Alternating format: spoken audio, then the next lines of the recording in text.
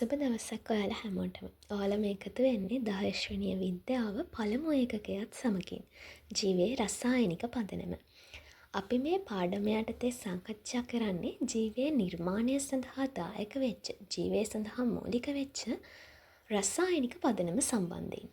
ඉතින් මේ පාඩම සාකච්ඡා කරලා ඉවර වෙද්දී ඔයාලට මේ පාඩම හොඳට මතක හිටියේ වගේම මාත් එක්කම මේ පාඩම් කරලා ඉවර වෙන්නත් ඔයාලට පුළුවන් වෙයි. ජීවයේ රසායනික පදනම ගැන කතා කරද්දී අපේ මේ පෘථිවියේ ස්වභාවිකව පවතින මූලද්‍රව්‍ය අණු දෙකක් පමණ හඳුනාගෙන තියෙනවා කියලා කියනවා. මේ වෙද්දී ඊට වඩා හොයාගෙන තියෙනවා. එතකොට මේ ස්වභාවිකව පවතින මූලද්‍රව්‍ය අණු දෙක අතරින් 25ක් පමණ ජීවී දේහයේ අඩංගු වෙනවයි කියලා කියනවා.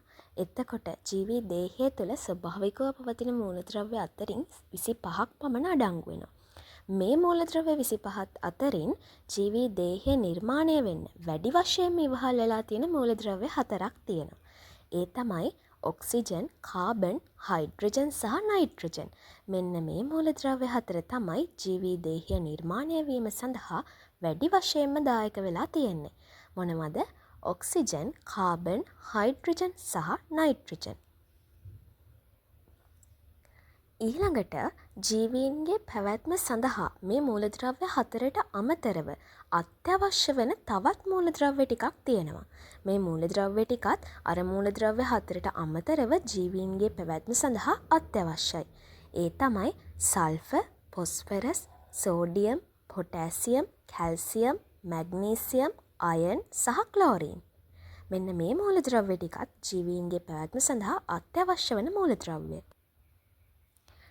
ඊළඟට අපිට මේ රූප සටහනෙන් දැක්කෙනවා අර අපි කියපු මූලද්‍රව්‍ය 4 අපේ දේහය තුළ ස්කන්ධයක් විදිහට මොන විදිහටද අන්තර්ගත වෙන්නේ කියලා. ස්කන්ධයක් අනුව ප්‍රතිශතයක් විදිහට ගත්තොත් එහෙම අපේ දේහෙන් 65%ක්ම අඩංගු වෙන්නේ ඔක්සිජන්. 18%ක් කාබන්, ඒ වගේම 10%ක් හයිඩ්‍රජන්, 3%ක් නයිට්‍රජන් සහ 4%ක් වෙනත් මූලද්‍රව්‍ය අන්තර්ගත වෙනවා. එතකොට අපිට පේනවා අපේ මේ මානව දේහයේ මූලද්‍රව්‍ය සංයුතියක් විදිහට ගත්තොත් එහෙම ස්කන්ධය අනුව වැඩිම ප්‍රමාණයක් අන්තර්ගත වෙන්නේ ඔක්සිජන් කියලා. ඊළඟට ගත්තොත් කාබන්, ඊළඟට හයිඩ්‍රජන්, ඊළඟට තමයි නයිට්‍රජන් ඉන්නේ. මේ සජීවී ජීවියෙකු නිර්මාණය වෙන්න බලපාලා තියෙන රසායනික සංයෝග අපි ප්‍රධාන කොටස් දෙකකට වෙන් කරලා බැලුවොත් අපිට පුළුවන් ඒක වෙන් කරන්න කාබනික සංයෝග සහ අකාබනික සංයෝග කියලා.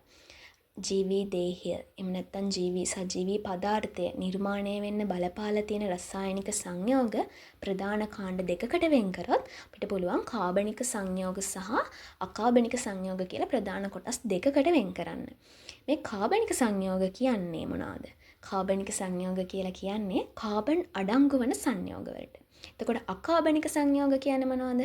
කාබන් අඩංගු නොවන සංයෝග. කාබනික සංයෝග වලට නිදසුන් කතා කරද්දී ප්‍රධානව හඳුනගන්න පුළුවන් කාබනික සංයෝග වර්ග 4ක් තියෙනවා.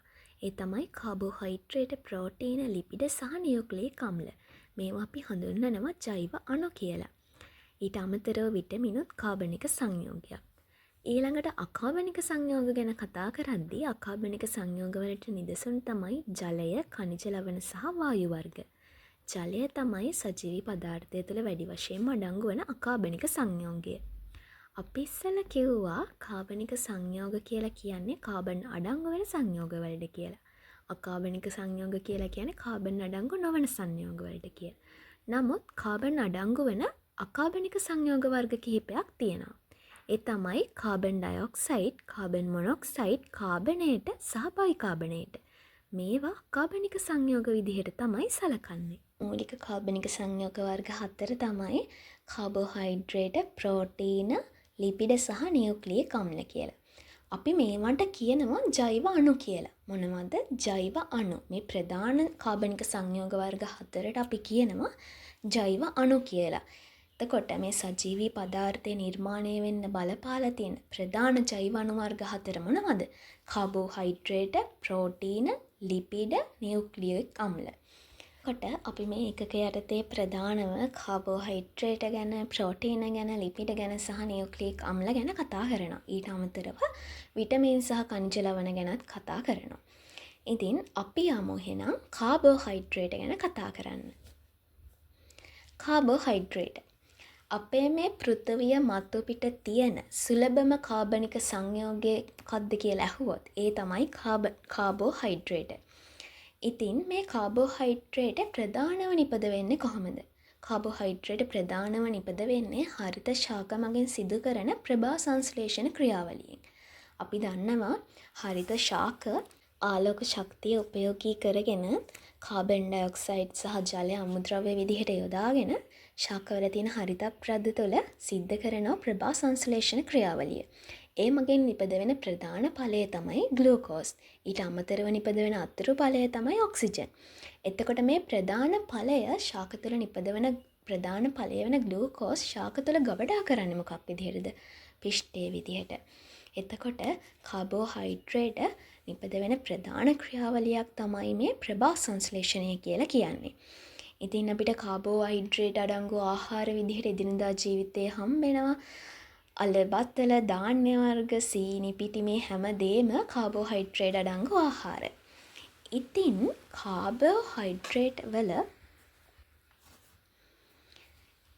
ඉතින් කාබෝහයිඩ්‍රේට් වල ප්‍රධාන මූලද්‍රව්‍ය සංයුතිය ගැන කතා කළොත් මොනවද කාබෝහයිඩ්‍රේට් වල ප්‍රධාන මූලද්‍රව්‍ය සංයුතිය? කාබන්, හයිඩ්‍රජන් සහ ඔක්සිජන්.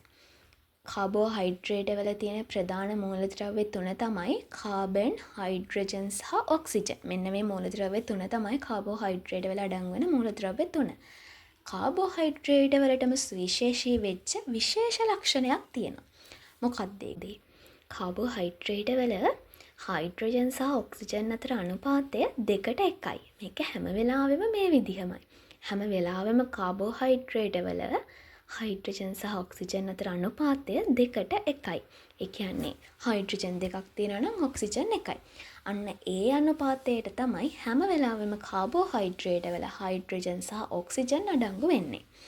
ඉතින් කාබෝහයිඩ්‍රේට් වල පොදු අණුක සූත්‍රය අපිට මේ විදිහට දක්වලා තියෙනවා. අපිට පේනවා කාබෝහයිඩ්‍රේට් වල පොදු අණුක සූත්‍රය තමයි CxH2OY. මෙතන XY කියලා දීලා තියෙන්නේ අපි නොදන්න පද. අපිට මෙතෙන්ට පද ආදේශ කරලා කාබෝහයිඩ්‍රේට් වලට එක් කාබෝහයිඩ්‍රේටයට අනන්‍ය වෙච්ච සූත්‍ර ගොඩනගා ගන්න පුළුවන්. අපි දැනට මතක තියාගමු කාබෝහයිඩ්‍රේට් වල පොදු අණුක සූත්‍රය තමයි CxH2OY. එතකොට අපි දැන් කාබෝහයිඩ්‍රේට් ගැන කතා කරද්දී කාබෝහයිඩ්‍රේට් වල අපි කිව්වා ප්‍රධාන මූලද්‍රව්‍ය තුනක් තියෙනවා. ඒ තමයි කාබන්, හයිඩ්‍රජන් සහ ඔක්සිජන්. කාබන්, හයිඩ්‍රජන්, ඔක්සිජන් කිනෙකට සංයෝජනය වෙලා තියෙන අනුපාත අපි කිව්වා. එතකොට මේකේ සුවිශේෂී ලක්ෂණයක් තියෙනවා කියලා කිව්වා. ඒ තමයි හයිඩ්‍රජන් සහ ඔක්සිජන් සංයෝජනය වෙලා තියෙන 2:1 අනුපාතයෙන්. ඊළඟට අපි කාබෝහයිඩ්‍රේට් වල පොදු අණුක සූත්‍රය කතා කළා. ඒ තමයි CxH2OY. කාබෝහයිඩ්‍රේට් සංයෝග හැදිලා තියෙන ආකාරය අනුව අපිට ඒවා ප්‍රධාන කාණ්ඩ 3කට වර්ග කරන්න පුළුවන්. ඒ තමයි මොනොසැකරයිඩ්, ඩයිසැකරයිඩ් සහ පොලිසැකරයිඩ්. මොනවද? මොනොසැකරයිඩ්, ඩයිසැකරයිඩ් සහ පොලිසැකරයිඩ්. මොනො කියද්දී මොනො කියන එකේ අර්ථය තමයි එකක් කියන එක. එතකොට මේ මොනොසැකරයිඩ් කියලා කියන්නේ එක අණුවක් කියන අර්ථය තමයි මේකෙන් දෙන්නේ මොනොසැකරයිඩ්. ඩයි කියන එකේ අර්ථය තමයි දෙකක් කියන එක. එතකොට ඩයි කියලා කියන්නේ දෙකක්. ඩයිසැකරයිඩයක් කියලා කියන්නේ මොනොසැකරයිඩ් අණු දෙකක් එකට එකතු වීමෙන් හැදෙන එකක්. ඒකයි ඩයිසැකරයිඩ් කියලා කියන්නේ. පොලිසැකරයිඩ් කියද්දි පොලි කියලා කියන්නේ ගොඩක්. එතකොට මේ පොලිසැකරයිඩ් කියලා කියන්නේ මොනොසැකරයිඩ් අණු රාශියක් එකට එකතු වෙලා හැදෙන දෙයකට. එතකොට මේ පොලිසැකරයිඩ් හැදෙන්න මේ ක්‍රියාවලියට අපි කියනවා බහු අවයවීකරණය කියලා. මේ පොලිසැකරයිඩ් අණු හැදෙන ක්‍රියාවලියට අපි කියනවා මොනොසැකරයිඩ් අණු බහු අවයවීකරණයෙන් තමයි පොලිසැකරයිඩ් අණුවක් හැදෙන්නේ කියලා. අපි දැන් ගියොත් මොනොසැකරයිඩ් වල අණුක සූත්‍රය C6යි H12යි O6යි. මොනොසැකරයිඩ් වල අණුක සූත්‍රය තමයි C6යි H12යි O6යි. ඊළඟට ඩයිසැකරයිඩ් වල අණුක සූත්‍රය මේකේ දක්වලා තියෙනවා C12යි H22යි O11යි කියලා. ඊළඟට පොලිසැකරයිඩ් වල අණුක සූත්‍රයට ගියොත් C6යි H10යි O5 වාරයක් N කියලා දක්වලා තියෙනවා. අපි යංකෝ මොනොසැකරයිඩ් වලට උදාහරණ බලන්න. මොනොසැකරයිඩ් වලට උදාහරණ තමයි ග්ලූකෝස්, ෆ්‍රුක්ටෝස් සහ ගැලැක්ටෝස්. මොනවද? ග්ලූකෝස්, ෆ්‍රුක්ටෝස් සහ ගැලැක්ටෝස්. එතකොට අපි බලමු ඩයිසැකරයිඩ් වලට උදාහරණ. මෝල්ටෝස්, සුක්‍රෝස් සහ ලැක්ටෝස්. මෝල්ටෝස්, සුක්‍රෝස් සහ ලැක්ටෝස්. ඊළඟට පොලිසැකරයිඩ් වලට උදාහරණ තමයි පිෂ්ඨය, සෙලියුලෝස් සහ ග්ලයිකෝජන්. එතකොට මේ මොනොසැකරයිඩ් වල අණුක සූත්‍රයේ තියෙනවා C6H12O6 කියලා. අපි කිව්වා මොනොසැකරයිඩ් අණු දෙකක් එකට එකතු වෙලා තමයි ඩයිසැකරයිඩ් අණුවක් හැදෙන්නේ කියලා. එහෙනම් අපි බලමු කාබන් 6 ඒවා දෙන්නෙක් එකට එකතු වුණොත් කීයද? කාබන් 12යි. ඔව් අපිට පේනවා ඩයිසැකරයිඩ් අණුවේ කාබන් 12ක් තියෙනවා. ඊළඟට හයිඩ්‍රජන් 12 ඒවා දෙන්නෙක් එකට එකතු වුණොත් කීයද? 12යි 12යි 24යි. හැබැයි අපිට පේනවා මේ ඩයිසැකරයිඩ් අණුවේ හයිඩ්‍රජන් තියෙන්නේ 22යි. දෙන්නෙක් නැහැ. බලමු එතකොට ඔක්සිජන්. ඔක්සිජන් 6 ඒවා දෙන්නෙක් එකට එකතු වුණොත් ඔක්සිජන් 12ක් එන්න ඕනේ. හැබැයි ඔක්සිජන් තියෙන්නේ 11යි. ඒ කියන්නේ හයිඩ්‍රජන් දෙන්නෙකුයි ඔක්සිජන් එක්කෙනෙකුයි මිසින්. කොහොමේ H2O කියන අණුව. හයිඩ්‍රජන් දෙන්නයි ඔක්සිජන් එක්කෙනයි එකතු වෙලා H2O තමයි හැදෙන්නේ. ඒ කියන්නේ කොහොමේ H දෙන්නයි O එක්කෙනයි. ඒ කියන්නේ මේ H දෙන්නයි O එක්කෙනයි කියන්නේ H2O. කෝ එතකොට මේ H2O. එතකොට මේ මොනොසැකරයිඩ් අණු දෙකක් එකට එකතු වෙද්දී ජල අණුවක් එළියට යනවා කියන එක අපිට තේරෙනවා. ඒ කියන්නේ මොනොසැකරයිඩ් අණු දෙකක් එකට එකතු වෙලා ඩයිසැකරයිඩ් අණුවක් හැදෙද්දී ජල අණුවකුත් පිට වෙනවා. ඒ H2O තමයි උතන ඔය අඩු වෙලා තියෙන්නේ. එහෙනම් අපිට තේරුම් යනවා මොනොසැකරයිඩ් අණු දෙකක් එකට එකතු වෙලා ජල අණුවකුත් පිටවීමෙන් තමයි ඩයිසැකරයිඩ් හැදෙන්නේ. ඉතින් ප්‍රධානව කතා කළොත් ප්‍රධාන මොනොසැකරයිඩ් අණු මොනවද? ග්ලූකෝස්, ෆ්‍රුක්ටෝස් සහ ගැලැක්ටෝස්. මොනවද? ග්ලූකෝස්, ෆ්‍රුක්ටෝස් සහ ගැලැක්ටෝස්. ඊළඟට අපි කතා කරන ඩයිසැකරයිඩ් අණු මොනවද? මෝල්ටෝස්, සුක්‍රෝස් සහ ලැක්ටෝස්. එතකොට අපි කිව්වා මොනොසැකරයිඩ් අණු දෙකක් එකට එකතු වෙලා ඩයිසැකරයිඩ් අණුවක් හැදෙනවා කියලා. එතකොට අපි ගත්තොත් මෝල්ටෝස්. මෝල්ටෝස් හැදෙන්නේ කොහොමද? මෝල්ටෝස් හැදෙන්නේ ග්ලූකෝස් අණු දෙකක් එකට එකතු වෙලා ජල අණුවක් පිටවීමෙන්. ග්ලූකෝස් මෝල්ටෝස්. ඊළඟට ගත්තොත් සුක්‍රෝස් හැදෙන්නේ කොහොමද? ෆ්‍රුක්ටෝස් අණු දෙකක් එකට එකතු වෙලාද? නෑ. ෆ්‍රුක්ටෝසුයි ග්ලූකෝසුයි අණුවක් එකට එකතු වෙලා තමයි සුක්‍රෝස් හැදෙන්නේ. ග්ලූකෝස් ධන ෆ්‍රුක්ටෝස් සුක්‍රෝස්. ඊළඟට ලැක්ටෝස් හැදෙන්නේ ග්ලූකෝස් ධන ගැලැක්ටෝස්. ලැක්ටෝස්. ඒක අපිට දක්කලා තියෙනවා මේ විදිහට ඊතල දාලා ග්ලූකෝස් එකතු වෙලා මෝල්ටෝස් හැදෙනවා. ඒ වගේම ජල අණුවක් පිට වෙනවා. ඊළඟට ග්ලූකෝසුයි ෆ්‍රුක්ටෝසුයි එකතු වෙලා සුක්‍රෝස් හැදෙනවා. ඊළඟට ජල අණුවක් පිට වෙනවා. ඊළඟට ග්ලූකෝසුයි ගැලැක්ටෝසුයි එකට එකතු වෙලා ලැක්ටෝස් හැදෙනවා. ඒ වගේම ජල අණුවක් පිට වෙනවා. එතකොට මම මේ දක්වලා තියෙන ප්‍රතික්‍රියා ටික හැමතිස්සෙම ප්‍රත්‍යාවර්ත ප්‍රතික්‍රියා. ඒ කියන්නේ මේවා මේ පැත්තට වෙනවා වගේම අනිත් පැත්තටත් එන්න පුළුවන්. දැන් අපිට පේනවනේ ග්ලූකෝස් අණු දෙකක් එකට එකතු වෙලා මෝල්ටෝස් හැදිලා තියෙනවා. ඒ වගේම තමයි ග්ලූකෝසුයි ෆ්‍රුක්ටෝසුයි එකතු වෙලා සුක්‍රෝස් හැදිලා තියෙනවා. ඊළඟට ග්ලූකෝසුයි ගැලැක්ටෝසුයි එකට එකතු වෙලා ලැක්ටෝස් හැදිලා තියෙනවා. එතකොට මෙන්න මේ හැදෙන ඩයිසැකරයිඩ්. ඒ කියන්නේ මේ විදිහට හැදෙන මෝල්ටෝස්, සුක්‍රෝස්, ලැක්ටෝස් කියන තුන් දෙනාට ආපහු ජලය එකතු කළාම අනිත් පැත්තට ආපහු අපිට ලබා දෙනවා අර කලින් තිබ්බ මොනොසැකරයිඩ් ටික. ඒ කියන්නේ අපි මෝල්ටෝස් වලට ජලය දැම්මොත් ඒකෙන් හැදෙනවා ග්ලූකෝස් අණු දෙකක් නැවතත්. මේක හැම වෙලාවෙම ප්‍රත්‍යාවර්ත ප්‍රතික්‍රියාවක්. දෙපැත්තටම සිද්ධ වෙනවා. ඊළඟට අපි යමු මොනොසැකරයිඩ් වලට. මොනොසැකරයිඩ් කියලා කියන්නේ කාබෝහයිඩ්‍රේට් වල තැනුම් ඒකකය. කාබෝහයිඩ්‍රේට් වල තැනුම් ඒකකය තමයි මොනොසැකරයිඩ්. එතකොට මේ මොනොසැකරයිඩ් අපි ගොඩාක් වෙලාවට හඳුන්වන්නේ සරල සීනි කියලා. එතකොට මොනොසැකරයිඩ් ගැන විස්තර මේ මොනොසැකරයිඩ් වල ලක්ෂණ කතා කළොත් මොනොසැකරයිඩ් ස්ෆටික රූපී. ඒ කියන්නේ පුංචි ස්ෆටික විදිහට තමයි තියෙන්නේ. ස්ෆටික රූපී. ඒ වගේම මොනොසැකරයිඩ් පැණි රසයි.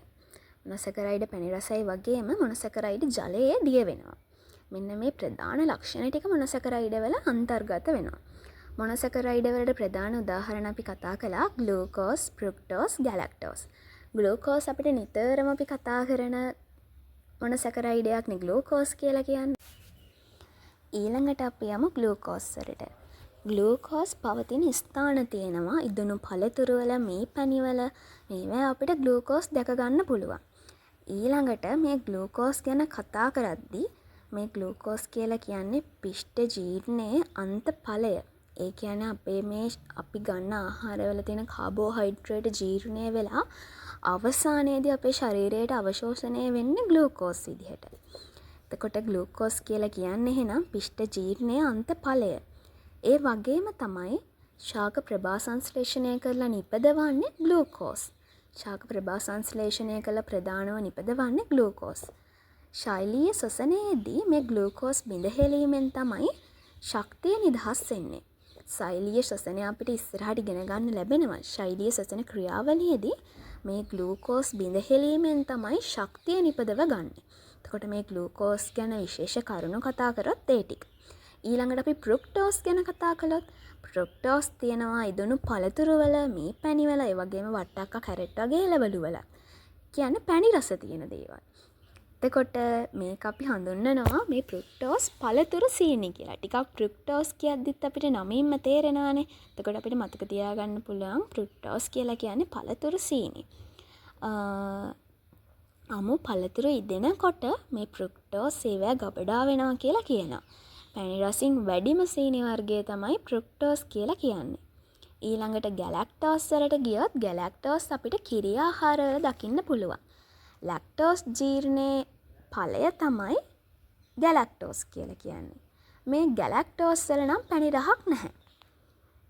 ඒක තමයි දැන් තියෙන ප්‍රධාන මොනොසැකරයිඩ් වර්ග 3 ගැන අපිට අච්චු පොතේ දීලා තියෙන ප්‍රධාන කරුණු ටික.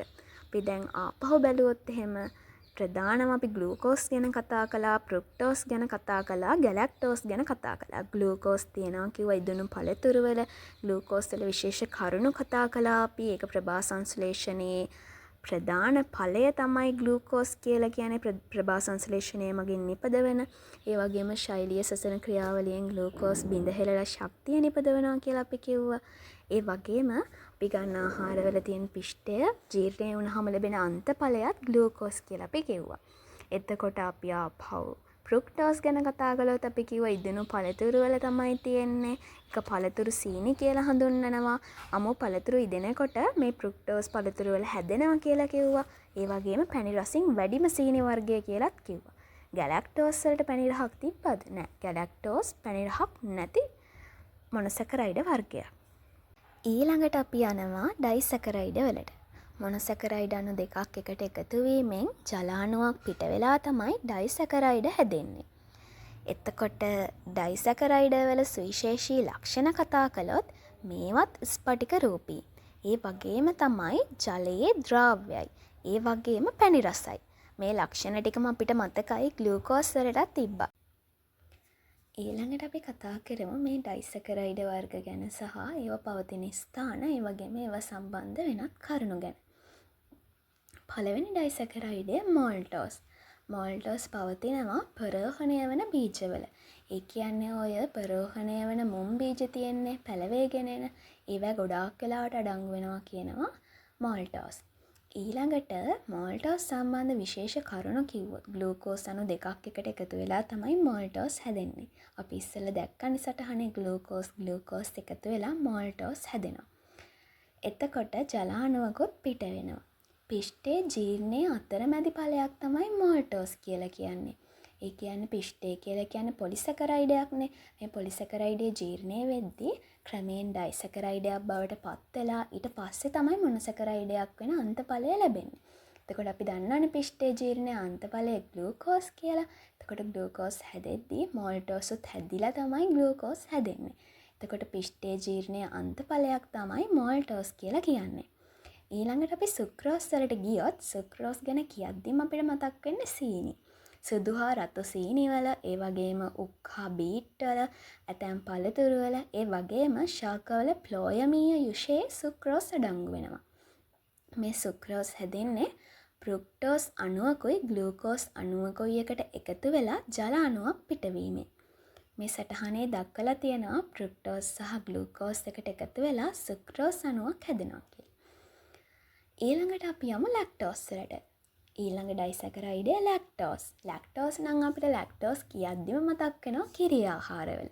කිරි ආහාරවල තමයි ලැක්ටෝස් අඩංගු වෙන්නේ. එතකොට ගැලැක්ටෝස් අණුවකුයි ග්ලූකෝස් අණුවකුයි එකට එකතු වෙලා ජල අණුවක් පිටවීමෙන් තමයි මේ ලැක්ටෝස් හැදෙන්නේ.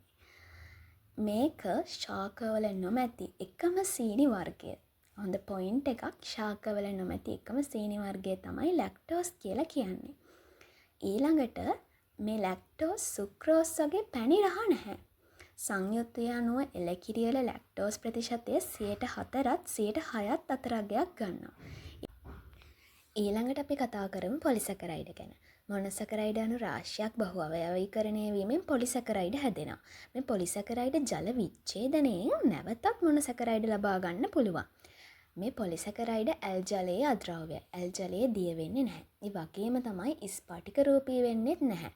අපිට ස්වභාවයේ ස්ෆටික රූපී විදිහට දැක ගන්න ලැබෙන්නේත් නැහැ. ඒ වගේම මේක අර අපි කලින් කතා කරපු මොනොසැකරයිඩ ඩයිසැකරයිඩ වගේ පැණි රසත් නැහැ.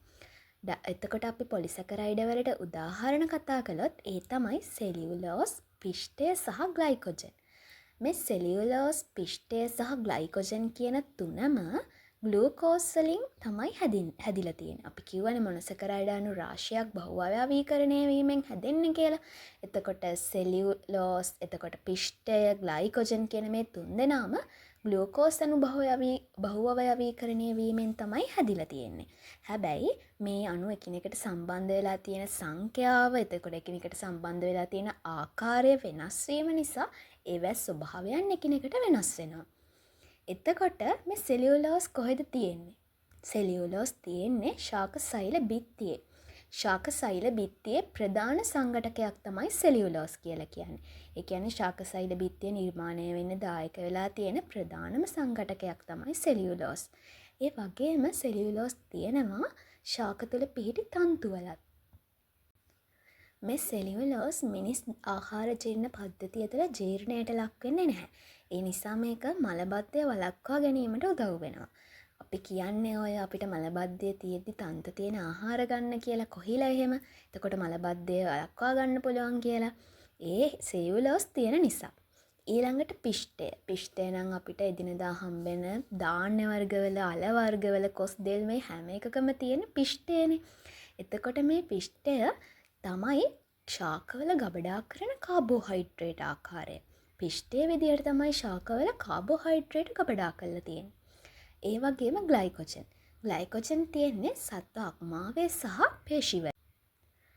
සතුන්ගේ සිරුරු වල කාබෝහයිඩ්‍රේට් සංචිත කරන්නේ ග්ලයිකොජන් විදියට. ඒ කියන්නේ අතිරික්ත කාබෝහයිඩ්‍රේට් ටික සංචිත කරන සත්ව අක්මාවේ ග්ලයිකොජන් විදිහට. ඒවා පස්සේ අපිට ශක්තිය නිපදවන්න කාබෝහයිඩ්‍රේට් ඕන වුණාම නැවත ප්‍රයෝජනයට ගැනීමේ අරමුණින් තමයි මේ විදිහට අක්මාව තුල ග්ලයිකොජන් විදිහට ගබඩා කරන්නේ.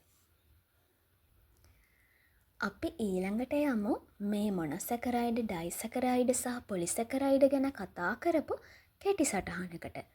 එතකොට අපිට පේනවා මොනොසැකරයිඩ වලටයි, ඩයිසැකරයිඩ වලටයි, පොලිසැකරයිඩ වලටයි සුවිශේෂී වෙච්ච ලක්ෂණ අපි එක තැනකට අරගෙන තියෙනවා. මොනොසැකරයිඩ ස්ෆටික රූපී, ජලයේ ද්‍රාව්‍ය, ඒ වගේම පැණි රස. ඒ වගේම ඩයිසැකරයිඩත් ස්ෆටික රූපී, ජලයේ ද්‍රාව්‍යයි, ඒ වගේම පැණි රසයි. පොලිසැකරයිඩ ස්ෆටික රූපී වෙන්නෙත් නැහැ, ඇල් ජලයේ ද්‍රාව්‍ය වෙන්නෙත් නැහැ, පැණි රසත් නැහැ. එතකොට අපි මේ සුවිශේෂී ලක්ෂණ ටික මතක තියාගන්න ඕනේ. මේ මොනොසැකරයිඩ සහ ඩයිසැකරයිඩ දෙන්නගේම ලක්ෂණ එක වගේ. පොලිසැකරයිඩ වල ලක්ෂණ වෙනස් වෙනවා. ඒවා ස්ෆටික රූපී නැහැ. ඒ වගේම ඇල් ජලයේ ද්‍රාව්‍ය වෙන්නෙත් නැහැ. පැණි රසත් නැහැ. අපි දැන් කතා කරමු කාබෝහයිඩ්‍රේට් වල වැදගත්කම ගැන. කාබෝහයිඩ්‍රේට් අපිට වැදගත් වෙන්නේ ඇයි? මේක ශක්ති ප්‍රභවයක් ලෙස. ජීවීන්ගේ ක්‍රියාකාරකම් වලට අවශ්‍ය ශක්තිය නිපදවන ප්‍රධාන ප්‍රභවය වෙන්නේ කාබෝහයිඩ්‍රේට්. ජීවී දේහය තුළ ශක්තිය නිපදවන ප්‍රධාන ක්‍රියාකාරී කාණ්ඩයක් තමයි මේ කාබෝහයිඩ්‍රේට් කියලා කියන්නේ. ඊළඟට ජීවීන්ගේ සෛල බිත්තිය නිර්මාණය කිරීමට. ඔව් අපි ඉස්සෙල්ලා කතා කළා ශාක සෛල බිත්තිය නිර්මාණයට ප්‍රධානම ඉවහල් වෙලා තියෙනවා කියලා සෙලියුලෝස්. එතකොට ජීවීන්ගේ සෛල බිත්තිය නිර්මාණය කිරීමට අපිට වැදගත් වෙනවා කාබෝහයිඩ්‍රේට් එකක් විදිහට සෙලියුලෝස්. ඊළඟට නියුක්ලියික් අම්ලවල සංඝටකයක් විදිහට.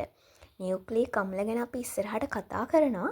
නියුක්ලියික් අම්ලවල සංඝටකයක් විදිහටත් අපිට මේ කාබෝහයිඩ්‍රේට් වැදගත් වෙනවා. ඒ කොහොමද?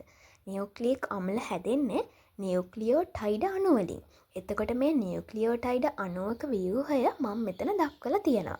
ඔයාලට පේනවා ඇති එක කාණ්ඩයක් තියෙනවා ෆොස්ෆේට් කාණ්ඩය. ඊළඟ එක පෙන්ටෝසසීනි. ඊළඟ එක නයිට්‍රජනීය භෂ්ම කාණ්ඩය. එතකොට මෙන්න මේ පෙන්ටෝසසීනි කාණ්ඩය කියලා කියන්නේ කාබෝහයිඩ්‍රේට් වලින් හැදිච්ච එකක්. පෙන්ටෝසසීනි. එතකොට නියුක්ලියික් අම්ල හැදෙන්නත් පෙන්ටෝසසීනි ඉවහල් වෙලා තියෙනවනේ. ඒ කියන්නේ නියුක්ලියික් අම්ලවල සංඝටකයක් තමයි මේ පෙන්ටෝසසීනි. ඉතින් කාබෝහයිඩ්‍රේට් වල වැදගත්කම කතා කරද්දී නියුක්ලියික් අම්ලවල සංඝටකයක් ලෙසත් අපිට වැදගත් වෙනවයි කියලා අපි කතා කරනවා. ඊළඟට අපි යනවා කාබෝහයිඩ්‍රේට් හඳුනා ගැනීමේ පරීක්ෂාවලට. ඊළඟට අපි යනවා කාබෝහයිඩ්‍රේට් හඳුනා ගැනීමේ පරීක්ෂාවලට. යම්කිසි ආහාරයක් තුළ කාබෝහයිඩ්‍රේට් අඩංගු වෙනවද කියලා අපිට මේ පරීක්ෂණ මගින් එළි කරගන්න පුළුවන්. පළවෙනි පරීක්ෂණය තමයි පිෂ්ඨය හඳුනා ගැනීමේ පරීක්ෂණය. කොහොමද අපි මේක කරන්නේ? මේකට පිෂ්ඨමය ආහාර ස්වල්පයක් අරගෙන ඒක පරීක්ෂණ නලයකට දාලා ජලය ස්වල්පයක් සමග හොඳින් පොඩි කර මිශ්‍ර කරගන්න ඕනේ. පළවෙනියටම පිෂ්ඨමය ආහාර ස්වල්පයක් වතුර ටිකක් එක්ක දාලා අරගෙන ඒක හොඳට පොඩි කරලා අරගෙන පරීක්ෂණ නලයකට දාගන්න ඕනේ. එයට අයඩින් ද්‍රාවණයෙන් බිඳුවක් එකතු කරන්න ඕනේ. අපි ඒ ගත්ත පිෂ්ඨ මිශ්‍රණයට අයඩින් ද්‍රාවණයෙන් බිඳුවක් එකතු කරාම දම් පාටට හොරු නිල් පාටක් ලැබෙනවා නම් අනිවාර්යයෙන්ම ඒ තුල පිෂ්ඨය අඩංගු වෙනවයි කියලා අපිට තහවුරු කරගන්න පුළුවන්. ඊළඟට ග්ලූකෝස් හඳුනා ගැනීමේ පරීක්ෂාව. කොහොමද මේක කරන්නේ? පරීක්ෂණ නලයකට ග්ලූකෝස් ද්‍රාවණයක් ගන්නවා මුලින්ම. මේකට බෙනඩික් ද්‍රාවණයෙන් ස්වල්පය බැගින් එකතු කරනවා.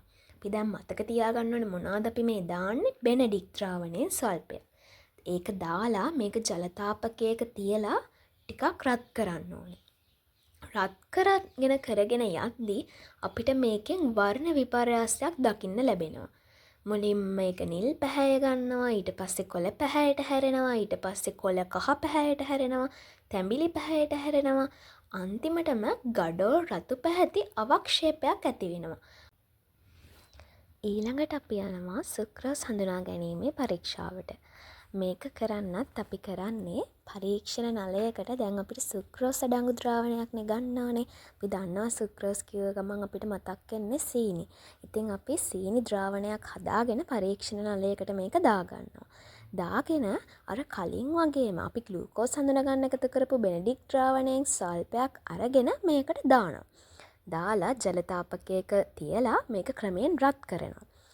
රත් කරලා බලාගෙන ඉන්නවා වර්ණ විපර්යාසයක් නම් සිද්ධ වෙන්නේ නැහැ. ඉතින් ඊට පස්සේ මොකද කරන්නේ?